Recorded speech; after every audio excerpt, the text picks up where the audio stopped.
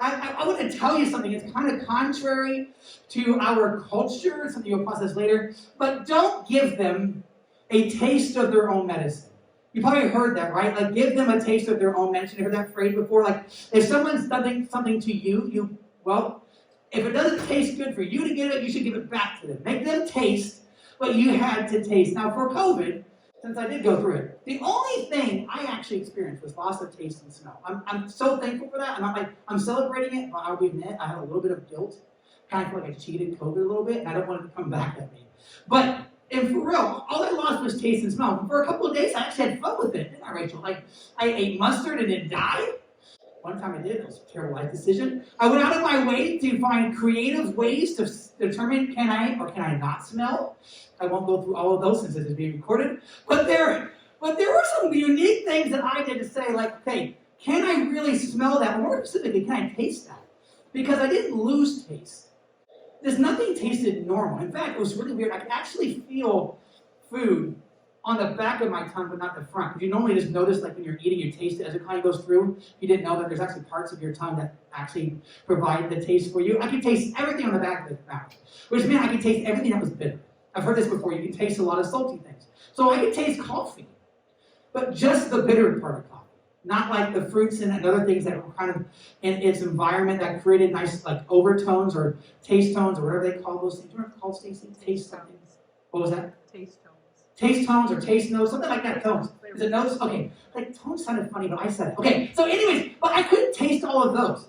In fact, how I figured out that I couldn't smell is I went to make a cup of coffee in the morning, I couldn't smell it. In Morgan's own terms, how sad it is that I even thought it tasted and smelled good.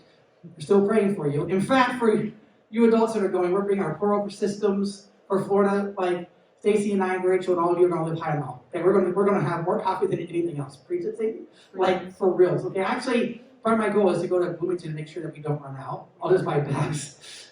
We have 3 already. Like, and that's like the real stuff. I'm like, what is it? Olympia, is that California? Seattle? Whatever it is, it's delicious. Okay, they're all the best. Anyways, losing taste was terrible. Like, I wasn't the guy that lost desire to eat, but like when you taste something that's bad, there's nothing fun about that. Please tell me you agree. Like when you bite into something and you know what it's supposed to taste like, and you don't taste it. You taste something, but you can't figure out what it is. It was very unpleasant. But on the other end of that, when I tasted something on Monday, okay, my 7th day, so this was like 2 weeks ago, when I got my sense of smell and taste back, it was random. It disappeared like this. And I had a breakfast, did not taste my coffee, did not smell it, nothing big. Afternoon, it was like we had staff meeting, it was all virtual. I didn't get to eat lunch until 2, and I'm like, man, I don't really want to eat dinner because, like, big lunch, because I have dinner in 3 hours. So I'm like, I want to eat a slice of pumpkin pie. It's true. I made pumpkin pie the day before, not to taste it, but just to feel it go down. Like I was living a dream I couldn't even fully enjoy. And I grabbed this pie thinking, like, I want to eat this, and I grab it, and I go, and I about lost. I'm lucky I didn't drop the pie. Because I tasted every little speck of cinnamon in that thing. And I love cinnamon. Sugar. I tasted the nutmeg I put in. I'm telling you, whatever flavor notes or taste notes or whatever the word is, that I put into that pie, I tasted them all. I'm about dying. I sprinted, did I not? Oh wait, when I say sprint, it's like me to Grayson right here. Okay, I sprinted to the coffee and I could smell it. It was an unbelievable experience to go from tasting nothing but bitterness. Okay, seriously, bitterness, nastiness, to tasting gloriousness. Now, this is what I know, and you know this about real life. Most of the time, what we taste, someone has given to us, and our culture tells us, why don't you make them taste a little of their own medicine? I'll tell you this, one thing about losing your taste and smell is there are some benefits. There are some things I enjoy not smelling. Like I never knew when Hope passed gas, and hers were deathly. I'm telling you, she is silent, but deadly. Is it true? Like, I didn't smell anything for like 7 days, and it was like, yes. Every time Rachel freaked out, I didn't care. I did not believe this space. Like, there are some benefits to it, but for the most part, when something tastes bitter, you don't want to taste it twice. And our society tells us that when someone makes you taste something you don't like, make them taste it too. Let me just tell you the principle that I know some of you processed this morning. I want to take a few seconds tonight to process with you. And this is a reality that I really think should define us so deeply because it is absolute core to who Jesus was and who Jesus is for us today, is that you and I have our own medicine. If you were here this morning for John, you literally heard this, is that we have our own medicine that God does allow us to continue to consume, whether it's good for us or bad or whatever. Others don't need more of themselves from us. Let me say that again. Others, your friends, people you would never call friends. In this case, in the story we were listening to, it was a guy who was beat up and naked, by the way. I like that it doesn't tell us. It says left half dead. But this verse before that says that they also took his clothes. Don't know why they couldn't leave out. They had to leave out the gory picture that the guy was naked. Okay, he was naked and dying on the side of the street. That's the image. You're welcome. Sorry. But that's the image. And in that society, it was okay to say, you can have your own death. Okay? Like, it was not appropriate to touch a body that was bleeding, especially for someone who worked in the temple. It would have been completely inappropriate to do that. But even more so, in this case, when the Samaritan walks up that Jesus describes, for him to interact with the Jew would be like, no. In fact, you get what you do to me every single day, because the Jews hated the Samaritans. The Samaritans were the ones who were outcasts, not the other way around. In fact, we find when Jesus talks to other Samaritans in the gospel story, the lady at the well, you may remember that story, was a Samaritan. And Jesus is like, wait, the lady goes to Jesus, are you allowed to talk to me? I mean, it wasn't the Samaritans that were jerks, it was the other way around. And the Samaritan had every right to say, yes, I can regurgitate it back to you. Why don't you take a taste of your own medicine? Now, granted, this is a fictional story that Jesus is using to illustrate the point that others, though they deserve it, though it may, listen to this, is so true, though it may be right, they don't need more of themselves from us. They need us from us. See that again, and I know it seems so obvious, but others don't need more of themselves from us. In fact, you probably agree with this. They already have enough of themselves that they can get rid of. I mean, you know this person, right? The person in your mind right now that just absolutely angers you. And our natural reaction is when we're put angry, let's go back to all of my illustrations that John stole this morning. This is actually true. When we're angry with somebody, what do we want to do? Be angry back. I mean, you know that eye for an eye or tooth for a tooth. Like someone slugs you, it's like, hey, you better be ready. It's coming back to you. Is that our society teaches us, and we embrace this, whether we intend to or not, is that when you're going to give me a dose of yourself, I'm going to give you a dose of yourself back. The simple truth is this. Others don't need any more of themselves. They have enough of it already, and what they have probably needs rescue by Jesus. Our friends, if we're going to help them know Jesus, don't need more of themselves. They need us from us. In this story, we encounter Jesus, who gave this illustration of a man who could have, and by societal standards, should have told the man, lay there naked and die.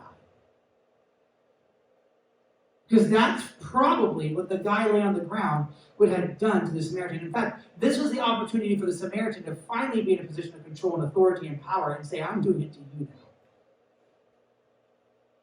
This is what he deserved. This is what should have come. This is what the others who didn't have anywhere near the grievance with the man did, this man should have done. I mean, it's what makes the story so shocking is that the wrong man stopped.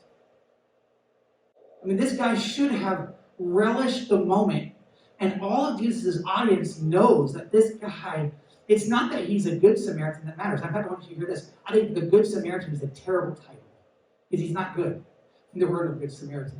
Every Samaritan Jesus ran into was not a good Samaritan. Just go read a couple of verses before this when Jesus is rejected by the entire community of Samaritans. It's not that he is good.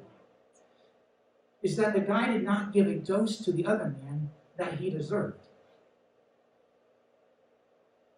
A dose of medicine that he would have given if the roles were switched.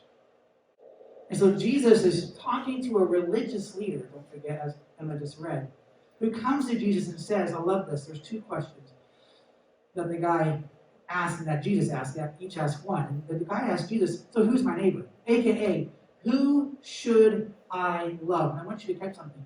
Jesus tells the Good Samaritan story and never, ever answers the man's question. The man comes to Jesus and says, who should I love? But Jesus says, which of these do you think loved? Who is my neighbor? And Jesus responds with, who was a neighbor? Say it again. The man comes to Jesus and says, I want to love. I want eternal life. I want to live the life. This is how I've been living. I mean, to say, I want to live that way. Who is it I need to love? And Jesus completely ignores the question and flips it around and says, let's not talk about who you love. Let's just talk about who you are. Let's not talk about who others are and what they've done to you and whether they're deserving or undeserving. Let's not talk about them. Jesus took the answer about how we treat others away from who they are and put it purely on who we are. Let me say it again. Jesus took the question away from who they were, who all of your friends are, who the people you would never label as friends, and took the question about do we love them and how do we love them away from who they are and put it on who we are. Jesus says, which of these three do you think was a neighbor to the man who fell into the hands of the robbers? And the expert in the law who did not want to answer this question, because we know, because he didn't even say the guy's name, a Samaritan or his characteristic. He goes, the expert in the law replied, it must be the one who had mercy on him. Remember the guy's question again is, do I have to love him and whoever fits into my category of him? And yet, the answer Jesus gives is, I don't care about them. I'm asking, who are you? And Jesus' answer, when the guy figures out who was the one who actually loved, not who needed loved, Jesus tells them these words, and he's telling us the same, go and do likewise. I want to highlight a point that is so true. And I just emphasize that this is so true. When we get this wrong, when we get this wrong, when you and I get wrong, who we're supposed to love and how we're supposed to love, this is what happens. How we love becomes about who they are and not who we are.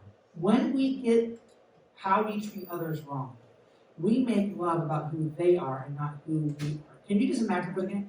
Imagine with me if Jesus loved us this way. Imagine if Jesus got it wrong. And he loved every single one of us for who we were. And Jesus is talking to someone who wants to follow him, who wants to love like him. Maybe if you go back and look at chapter 9, was one of them that actually, that tells us the religious leader came to Jesus and even asked some questions about, I want to follow you. Maybe it's the same character. And yet Jesus embraces an individual who knew who deserved to be loved. And Jesus just asked, are you the person who can and will love? Let me say this again. How we treat others as Christians, but really how we should treat others as humanity, has nothing to do with who they are, but solely and entirely on who we are. First John says this in his epistle. First John says, Jesus, God is love. And he showed his love to us as an outer flow of who he was by coming and sending his son to die for us. How Jesus loved had to do with who he was, not who we were. And as a result of that, we are who we are today. So let me remind you of this point. Others don't need more of themselves from us. They don't need to taste their own medicine. They need to taste the medicine that you and I have tasted that has brought about new life for us. They don't need to taste their own medicine that's bitter and nasty. They need to taste a medicine from us that is the medicine we have tasted from Jesus. And Jesus said this in Psalms, I believe it's 43. Taste and see that I am good. So I'll ask you, what do you ask your friends to taste? People you wouldn't even near dare call friends. What is it you serve them and say, taste this? And I ask you to imagine this. Imagine if every single one of us treated others by who we were in Christ and not by who they are in their own behaviors. Imagine our society if you and I as Christians treated others not by who they were, but by who Jesus has made us to be. Others don't need more of themselves. They need the us Jesus has made us